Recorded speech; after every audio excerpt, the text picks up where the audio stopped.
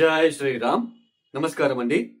2025 ఇదే నవంబర్ 11వ తేదీ నుంచి గురువు కర్కాటక రాశిలో వక్రించి సంచారాన్ని ప్రారంభం చేస్తున్నారు.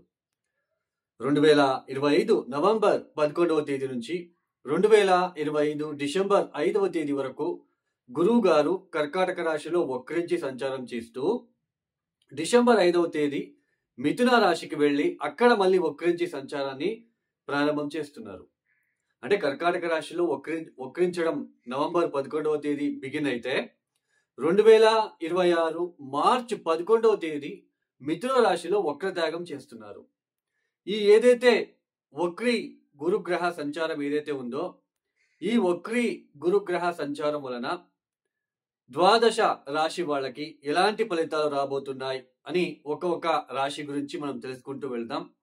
ముఖ్యంగా ఈ ఒక సంవత్సరంలో 2025 మే 14వ తేదీ గురువు గారు వృషభ రాశి నుంచి అంటే వృషభ రాశిని వదిలిపెట్టి మిథున రాశికి వచ్చి సంచారాన్ని ప్రారంభం చేశారు మే 14వ తేదీ.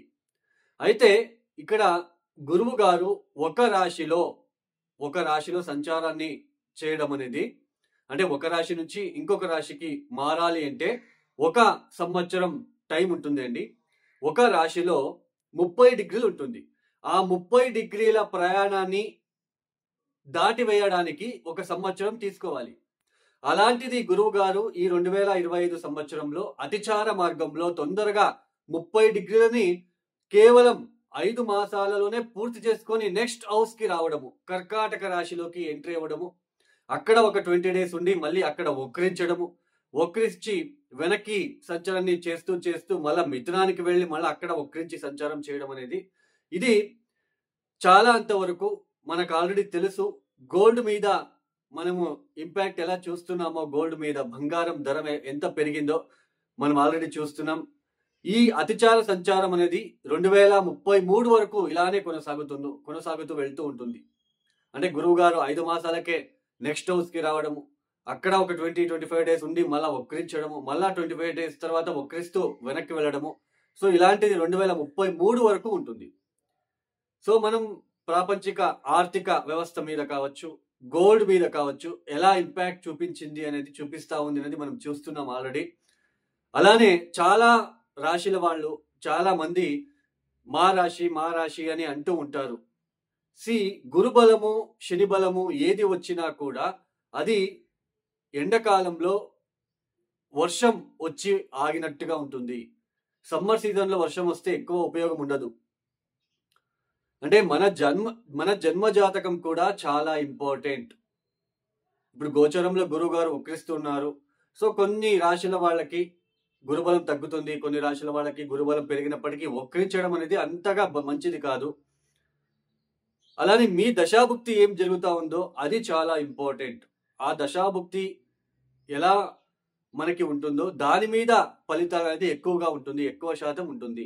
రాశి ఫలితాలు అనేది గోచారంలో జరుగుతున్న ఒక ప్లానెటరీ ట్రాన్సిషన్ వలన మాత్రమే మనం చెప్పుకుంటున్నాం. ఇక్కడ ఎవరి ఇండివిజువల్ జాతకం కూడా నేను ఇక్కడ చెప్పడం లేదు. ఓన్లీ గోచారంలో ఈ ఒక గ్రహాల స్థితిగతుల ఒక ఏదైతే ఉంటుందో గ్రహాల మార్పులు, వక్రించడము, వీటి వలన ఏర్పడే ఇబ్బందులు కావచ్చు, పాజిటివ్ కావచ్చు, అది చెప్పుకుంటున్నాం. ఒక్కొక్క రాశిలో లక్షల మంది ఉంటారు, అందరికీ ఒకే ఫలితాలు ఉండవు, ఇది గుర్తుపెట్టుకోండి. ఇక అలానే ఒక ప్లానెట్ ఒక ఇంటి నుంచి ఇంకొక ఇంటికి అంటే ఒక రాశి నుంచి ఇంకొక రాశికి మారినప్పుడు అష్టక వర్గ బిందువులు ఎన్ని ఇచ్చారో ఆ హౌస్ కి అనేది కూడా మనం చూసుకోవాలి, లేదంటే మనకి ఫలితాలు అర్థం కాదు. ఇక ఒక రాశి గురించి మనము చెప్పుకుంటూ వెళ్దాం. మీనరాశి వాళ్ళు, ఈ మీనరాశి వాళ్ళు ఆల్రెడీ చాలా ఒడిదుడుకులు ఫేస్ చేస్తూ వస్తున్నారు. జన్మ రాశిలో శని సంచారం జరుగుతూ ఉంది. చాలా ఇబ్బందులు పడుతూ అక్కడ భార్య భర్తల మధ్య, ఇక్కడ ఇంట్లో, అటు ఉద్యోగం విషయంలో కూడా చాలా స్ట్రెస్ ని ఫేస్ చేస్తూ వస్తున్నారు. ఈ 2025 మే 14వ తేదీ గురువు చతుర్థానికి వచ్చి సంచారాన్ని ప్రారంభం చేశారు, మిథున రాశికి వచ్చి సంచారాన్ని ప్రారంభం చేశారు. ఈ చతుర్థ స్థానంలో కూడా చాలా వరకు ఆ కంఫర్ట్ విషయంలో, అటు ఉద్యోగం విషయంలో బ్యాలెన్స్ చేయలేక, హ్యాపీనెస్, గృహపరమైన విషయాలలో వాటిపైన ఎక్కువ ఒడిదుడుకులు, ఇబ్బందులు, మీరు ఫేస్ చేస్తూ వస్తున్నారు. అయితే ఎప్పుడైతే గురువు అతిచార మార్గంలో తొందరగా మే 14వ తేదీ జస్ట్ గురువుగారు మిథున రాశిలోకి వచ్చారు. మొన్న అక్టోబర్ 18కి పంచమానికి వచ్చేసారు. అతిచార మార్గంలో కర్కాటక రాశిలోకి ప్రవేశం అయ్యింది. ఎప్పుడైతే గురువుగారి సంచారం పంచమ స్థానానికి వచ్చిందో మొన్న అక్టోబర్ 18 తేదీ నుంచి, అప్పటి నుంచి మీనరాశి వాళ్ళకి ఎక్కడో ఏదో తెలియని చిన్నపాటి పాజిటివ్ గా మీరు చూస్తూ వస్తున్నారు.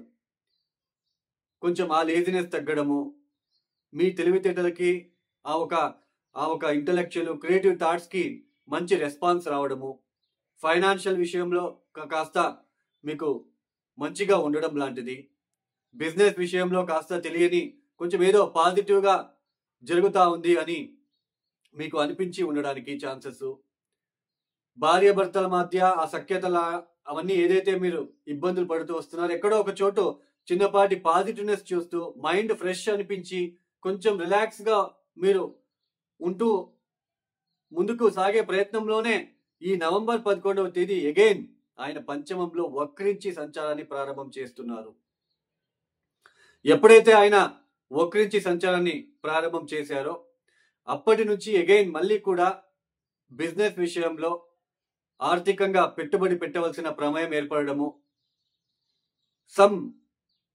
ఈ ఏదైతే సంతానం విషయంలో ఎక్కువ ఖర్చులు పెరగడం లాంటిది, అగైన్ లేజినెస్ లాగా అనిపించడము, శారీరకంగా బద్ధకమని అనిపించడము, ఎక్కడో ఒక చోటు మీ మైండ్లో ఏదో ఒక 20 డేస్ కొంచెం పర్లేదని అనిపించింది, మళ్ళీ ఏదో ఇబ్బందులు వస్తున్నాయి, మళ్ళీ బిజినెస్ లో ఎక్స్పాన్షన్ చేయాలి, లేదంటే డబ్బులు పెట్టాలి, ఎక్కడో ఇన్వెస్ట్మెంట్ చేయాలి, లేదంటే మనకి ముందుకు వెళ్ళలేము, ఇలాంటి ఆలోచనలు మళ్ళీ మీకు మొదలయ్యే ఆస్కారాలు ఉంటాయి. అందుకే గురుబలము గోచారంలో గురుబలము శని బలం అనేది ఎండాకాలంలో వర్షం వచ్చినట్టు, జన్మజాతకంలో దశాభుక్తి బాగా ఉంటే పెద్దగా డిస్టర్బెన్సెస్ అనేది ఉండదు. ఇది బాగా గుర్తు పెట్టుకోవాలి. మన జాతకం చాలా ఇంపార్టెంట్. జాతకంలో దశాభుక్తి బాగాలేకపోతే ఇలా గురుబలము శని బలం వచ్చినప్పుడు ఏదో కొంచెం పాజిటివ్ గా ఉంటుంది. మీరు అక్టోబర్ 18 తేదీ నుంచి మీనరాశి వాళ్ళు మీరు చూస్తూ వస్తున్నారు, ఏదో తెలియని కోసం పాజిటివ్ గా మీకు ఎక్కడో ఒక చోటు చిన్నపాటి ఆ పాజిటివ్నెస్ కనిపించి ఉంటుంది. అయితే అది తొందరలోనే ఈ నవంబర్ 11వ తేదీ మళ్ళీ వక్రించి సంచారము, మళ్ళీ డిసెంబర్ 5వ తేదీ చతుర్థ స్థానంలో వక్రిస్తున్నారు. మళ్ళీ మిథునానికి వెళ్ళి అక్కడ మళ్ళీ వక్రిస్తున్నారు. 2026 మార్చి 11వ తేదీ వరకు అక్కడ వక్రించి సంచారాన్ని ప్రారంభం చేస్తున్నారు, కొనసాగిస్తున్నారు. అగైన్ ఈ ప్రాపర్టీ రిలేటెడ్ ఆస్తి విషయంలో, వాహనాల విషయంలో ఎక్కువ ఖర్చులు పెరిగిపోవడము, ఇన్వెస్ట్మెంట్ చేయడం లాంటిది, ఆ ఇన్వెస్ట్మెంట్ కి డబ్బులు సరిపోకపోవడము, తల్లితో విభేదాలు, విద్యార్థులు అశ్రద్ధ చూపించడము చదువుల పట్ల, ఆ వాహనం వెహికల్ రిలేటెడ్ ఎక్కువ ఖర్చులు, ఎక్స్పెన్సెస్ పెరగడం లాంటిది. అగైన్ మీరు ఇలాంటివి చూడడానికి ఆస్కారాలు ఉంటాయి. సో మీరు కొంచెం జాగ్రత్తలు తీసుకోవాలి. కొంచెం టైం అనేది అంతగా బాగోలేదు కాబట్టి, అలానే ప్రేమికుల మధ్య, భార్యాభర్తల మధ్య సఖ్యత లోపించడము, ఆరోగ్యం విషయంలో ఇబ్బందులు, ఇలాంటివన్నీ మీరు చూడవలసిన ప్రమేయాలు మళ్ళీ ఏర్పడుతాయి. కాబట్టి సో మీ జన్మజాతకం కూడా చాలా ఇంపార్టెంట్, దాన్ని కూడా మీరు చెక్ చేసుకోవాలి. గోచారం అనేది జస్ట్ 20%. జాతకం బాగా ఉంటే పెద్దగా డిస్టర్బెన్సెస్ ఉండదు. ఈ మీనరాశి వాళ్ళు ప్రతిరోజు దత్తాత్రేయ ఆరాధన, దక్షిణామూర్తి ఆరాధన, దత్తాత్రేయుడికి రుద్రాభిషేకం లాంటిది చేసుకుంటూ ఉండడానికి ప్రయత్నం చేయండి. ఇక ఈ వీడియో ఎవరైతే చూస్తున్నారో లైక్ చేయండి, షేర్ చేయండి, సబ్స్క్రైబ్ చేసుకోండి.